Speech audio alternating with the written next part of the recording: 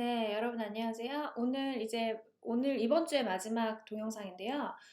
오늘은 이제 지난 시간 이제 평균하고 표준 편차를 잠깐 했는데, 여러분들이 저는 이제 평균이라는 개념을 잘 안다고 생각을 해요. 왜냐면 항상 중간기말고사를 보고 나면 중고등학교 때 내 평균 점수 내보는 것도 일이었고 그랬는데, 이제 표준 편차라는 개념은 좀 생소할 거라고 생각을 하거든요. 근데 표준 편차라는 건 나 하나로만은 이제 나올 수가 없는 것이고, 뭐 과목 간에는 나올 수가 있죠. 어쨌건 근데 내가 나 한 명의 영어 점수로는 계산할 수 없는 것이고, 여러 명이 한 반에 있을 때 그 학생들의 특정 점수에 대해서 그 점수가 서로 편차가 어느 정도 되는지, 그러니까 표준 편차라는 말이 어려우면 그냥 편차라고 생각하세요. 서로 편차가 얼마나 심한지에 대해서 표준적으로 나타내는 수치다라고 생각하시면 되는데, 그렇기 때문에 편차가 높다, 편차가 낮다, 이걸 그냥 직관적으로 생각했을 때는 학생들 간에 점수 차이가 많다가 되겠죠. 그렇죠. 이것도 학생들 간의 점수 차이가 적다, 이렇게 될 거예요. 그래서 편차가 높다, 편차가 낮다는 그냥 점수가 학생들 사이에 참 다양하다. 편차가 높을 때는 서로 점수가 참 다르다. 반면에 편차가 낮은 거는 점수가 다 비슷비슷한 거예요. 근데 표준이 뭐냐? 그러니까 A하고 B 학생 사이의 편차랑, B하고 C 학생 사이의 편차랑, 또 A하고 C 학생 사이의 편차랑, 이 모든 거에 대한 평균치, 표준적으로 편차가 학생들 간 얼마나 되냐, 그런 거란 말이에요. 그래서 편차가 일반적으로 생각했을 때 이렇게 생각하시면 돼요. 그냥 편차가 높다, 표준 편차가 높다, 그럼 학생들 간의 점수 차이가 굉장히 많구나. 편차가 낮다, 그럼 학생들 간의 점수 차이가 굉장히 비슷하구나. 그죠? 이건 점수가 서로 비슷하다.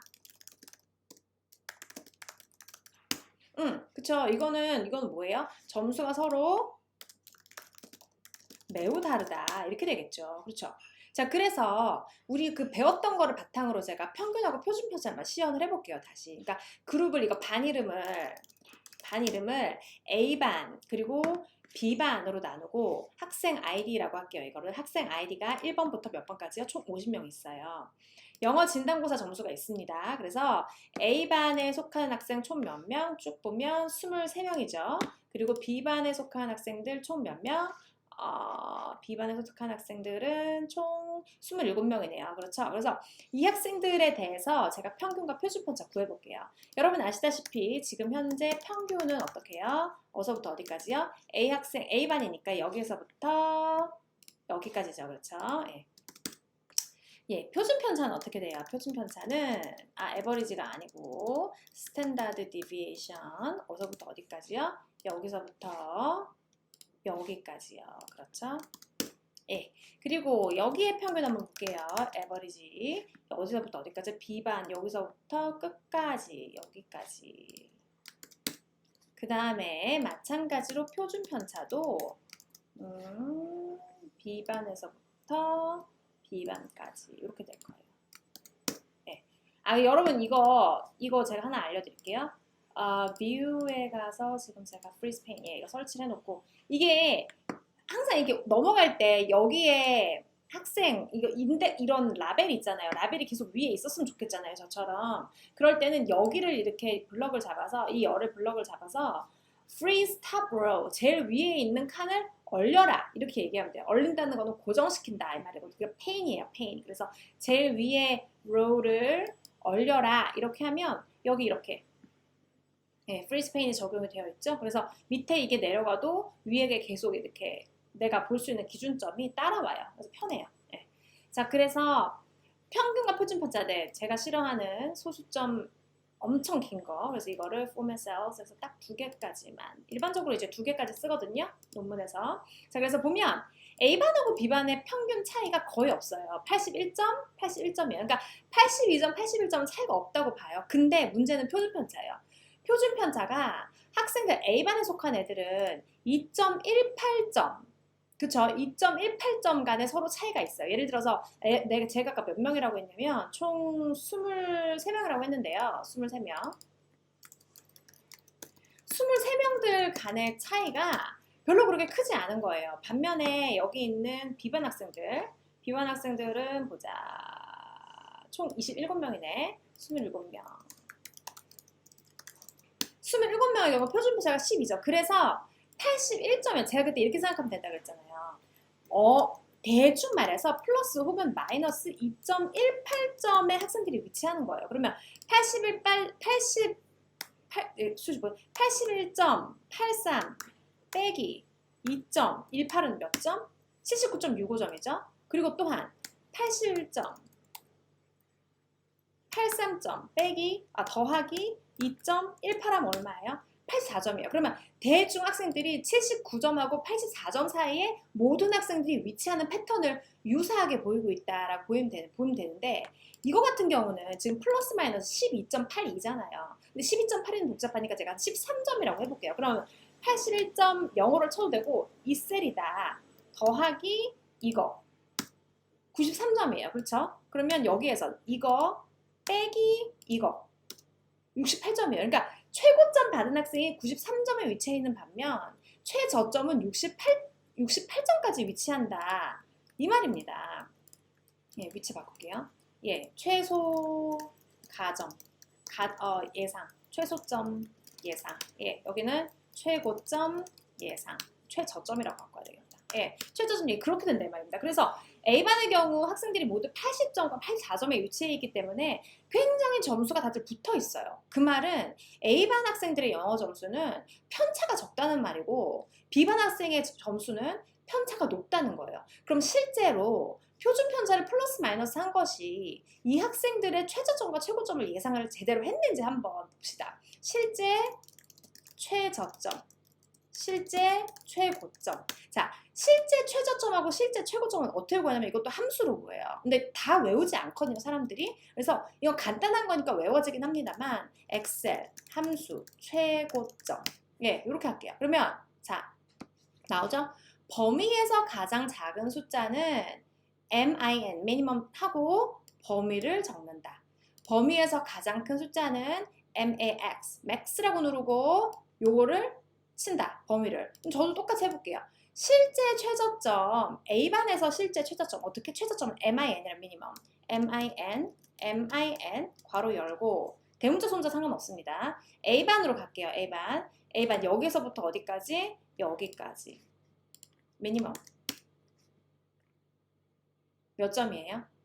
78점이나 나오죠. 그러니까 이게 제가 예상한 거예요. 그렇죠? 이게 예상한 거고 실제로 거기서 보니까 78점이었다는. 그러니까 대충 예상이 되잖아요. 그러니까 플러스 마이너스를 하면 최저점이 예상이 돼요.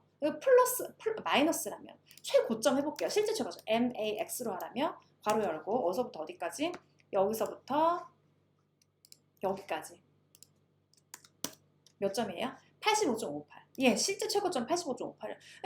예상이 가능하죠. 거의 84점 언저리잖아요. 마찬가지로 여기도 최저점은요, 어떻게 해요? 여기에서부터 여기까지. 그래요. 54점이에요. 최저점 예상이 68점이긴 하지만 실제 최저점은 54점. 어쨌건 여기는 좀 차이가 많이 납니다만 그럼에도 불구하고 이 정도까지 내려간다라고 우리가 흔히 예상할 수가 있고 여기요. max. 어디서부터 어디까지? B에서부터 B까지.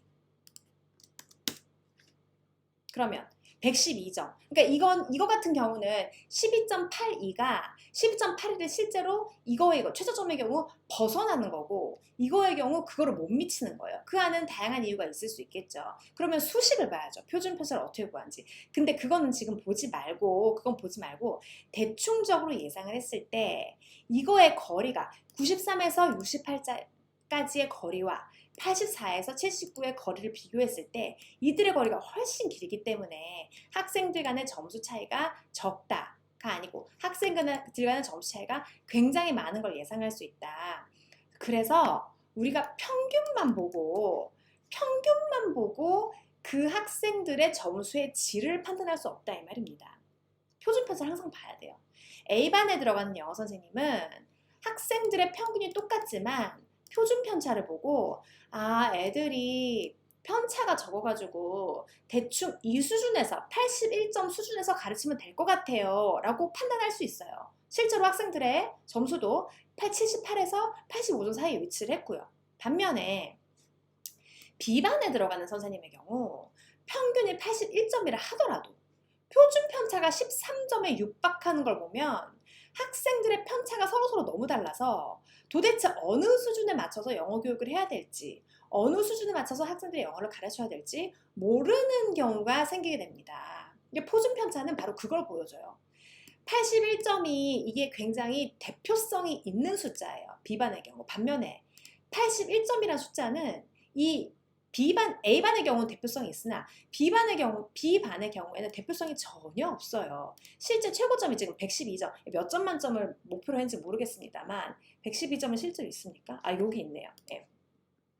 112점이 실제로 있었고, 자, 어쨌건 여기서 지금 하고자 하는 말은 편차가 클수록 학생들 간의 점수 차이가 심하다는 것이므로 선생님이 81점에 타겟팅해서 가르쳤을 때 그것에 못 미치는 학생들이 중도 탈락할 확률이 높고, 그것을 언저리에 있는 학생들은 수업에서 지루함을 느낄 가능성이 높다.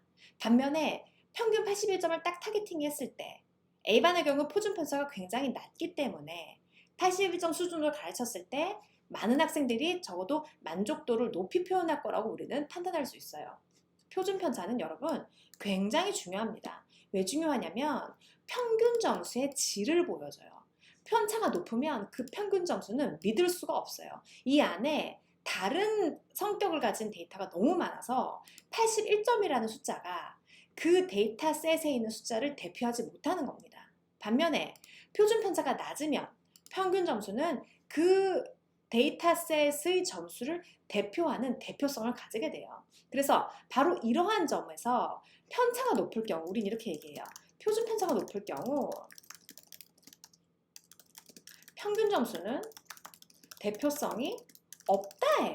그렇죠. 이유는 뭐예요? 이유는 편차가 높을 경우 대표성이 없는 경우는 왜 그래요? 예, 왜냐하면 최저점하고 최고점을 두고서 그 안에서 너무 그 디스트리뷰션, 분포가 너무 심하니까 대표성이 없는 거예요.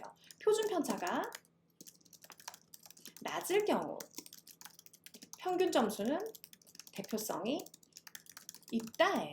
그렇죠? 뭐에 대한 대표성? 주어진 데이터에 대한. 그 평균 점수가 구해진 그 데이터에 대한, 데이터셋에 대한 대표성이 있다라고 이야기할 수 있어요. 그래서 여러분이 중고등학교 때 확통을 배우다가 평균까지는 알았으나 표준 편차에서 손을 놨다면 표준 편차의 공식에 너무 그게 되게 힘들잖아요. 평균 빼기 별량, 별량 빼기 평균, 뭐 제곱해가지고 뭐 루트하고 막 분산을 구한 다음에 분산을 제곱한 게 표준 편차다 이렇게 나오잖아요. 그렇죠? 그래서 그게 그 공식을 외우면 이건 개념을 이해할 수가 없고, 여러분 공식 잊어버리고 제가 얘기하는 개념을 들으세요. 표준 편차가 높은 경우 학생들의 점수의 분포가 너무 심해서 평균 점수를 구해봤자 그 대표성이 없다. 표준 편차가 낮은 경우 학생들의 점수가 오밀조밀 붙어있고 대부분 유사하게 그 평균에 위치하기 때문에 평균 점수가 그 데이터셋에 대한 대표성이 있다. 이렇게만 외워놓으시면 돼요. 요거는 기본 원리가 이해되시잖아요. 그렇죠? 그래서 요렇게 기억을 해두시면 평생 안 잊어버립니다. 다시 한번 얘기하지만 저는 확통을 건드리긴 하는데 공식 안 알려드려요. 그리고 그 안에 공식이 어떻게 도출되는지 증명 안 합니다. 단지 우리가 쓰는 용어를 기반으로 그 개념과 그것이 어떤 뜻을 가지는지, 영어 교육 데이터를 기반으로 어떤 뜻을 함축하고 있는지 그걸 알려드림으로써 여러분에게 확률과 통계에 자주 회자되는 그 대표적인 용어들의 정의를 여러분에게 실체적으로 이렇게 느낌적으로 이해할 수 있도록 도와드리고자 합니다. 아시겠죠? 그래서 이 영상을 보시면서 평균과 표준 편차의 개념을 한번 잘 생각해 보세요. 이거는 요거는 다 외우셔도 돼요. 근데 외우는 즉시 내용이 이해가 되니까 편리하죠? 예, 그렇게 하시고 평균과 표준 편차 연습 엑셀로 시간 있으신 분들은 꼭 같이 해주시면 좋겠습니다. 다음 주 수요일에는 제스프라고 지난번에 프리웨어 하나 있다 그랬어요. 그렇죠. 요거를 컴퓨터에 같이 깔고 연습을 할 건데 같이 깔 수도 있고 미리 깔아올 수도 있고 근데 뭐 까는데 시간이 얼마 안 걸리니까 같이 깔면서 시작해 보도록 할게요. 다음 주에도 마찬가지로 지난번과 같이 그 구동이 되는 랩탑을 꼭 가져오시기를 부탁드리겠습니다. 그러면 이번 주 영상은 여기서 마치겠습니다. 여러분 수고하셨어요.